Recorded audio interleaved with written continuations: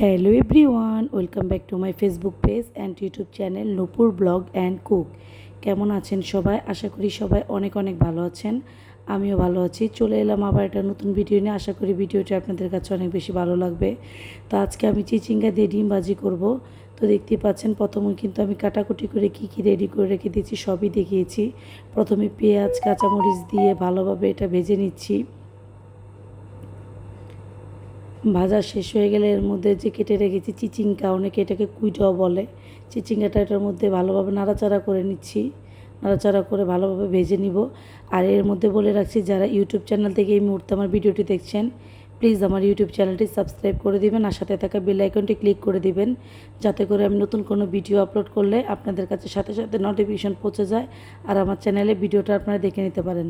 যারা Facebook page থেকে আমার এই ভিডিওটি দেখছেন, প্লিজ আমার ফেসবুক পেজটা একটা ফলো দিয়ে যাবেন।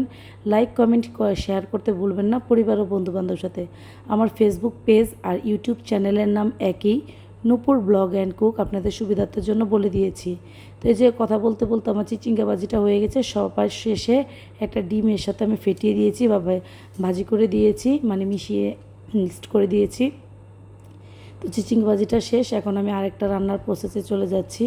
এখানে হচ্ছে রুই মাছ। রুই মাছগুলো আমি ভেজে নিব। রুই মাছ আমি আলু দিয়ে রান্না করব। আমার ছেলেও রুই মাছ ধরে নিচ্ছে, ওকে ভেজে একটা দিব খাওয়ার জন্য। আর এখানে মশলা আমি তৈরি করে রেখে দিয়েছি কী কী এর সাথে আমি দিব। চিচিঙ্গাটা তো আগে ভেজে রেখে দিয়েছি। এখন মাছগুলো আমি ভেজে নিচ্ছি। কে কোথায় থেকে আমার ভিডিওটি দেখছেন, নিয়মিত দেখছেন কিনা অবশ্যই জানাতে ভুলবেন না। আমার ভিডিও আপনাদের কেমন লাগে এটাও জানাতে ভুলবেন না।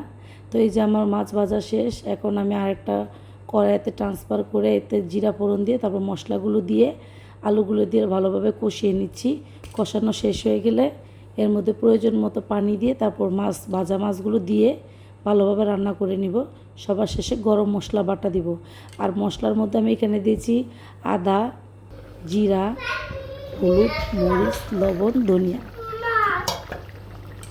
তো এই যে আমার মাছ রান্নাটা অলরেডি শেষ। সবার শেষে গরম মশলার বাটাটা দিয়েছি, ওইটা স্কিপ হয়ে গেছে। তারপর বিকালে গিয়েছি একটু স্ট্রিটে, এখানে দই বড়া নিয়েছিলাম, তারপর রুমানিয়া নিয়েছি, একটা দই নিয়েছি, 2টা পিঠা নিয়েছি, পাটিসাপটা পিঠা। তারপর খাওয়া দাওয়া করে ছেলেদের জন্য কিছু কিনে নিয়ে এসেছি। এখানে হচ্ছে রোল, তারপর হচ্ছে বাদাম শরবত, এটা কিন্তু অনেক বেশি মজা। তারপর এই ব্রেডটা আমার সব থেকে বেশি পছন্দ। টেস্টি টিটের একটা ব্রেড এনেছি, ব্রেডটা আমার অনেক বেশি ভালো লাগে। আর দই বুড়োটা আমি পুরোপুরি খেতে পারিনি, বাসার দিকে নিয়ে এসেছি পার্সেল করে। আর এই যে ব্রেডটা আমার অনেক বেশি পছন্দ, অনেক অনেক মজা। তো আজকের ভিডিওটি এই পর্যন্তই। Thank you for watching my video.